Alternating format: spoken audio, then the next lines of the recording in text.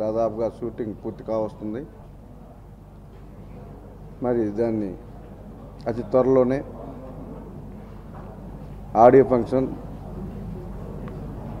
అలాగే నెక్స్ట్ మంత్లో సినిమా కూడా ప్లాన్ చేయాలనుకుంటున్నాం.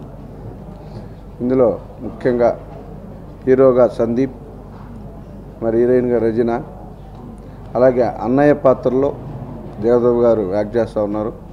మరి ఆయనకి ఈరోజు పుట్టినరోజు శుభాకాంక్షలు.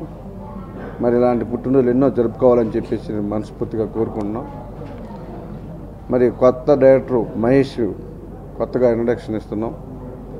ఈ సినిమా సందీప్ ఇంతకుముందు చేసిన సినిమా అన్ని చిన్న సినిమాలుగా రిలీజ్ అయ్యి ఆ తర్వాత వెంకటాద్రి ఎక్స్ప్రెస్ ఒక మంచి హిట్ అయింది.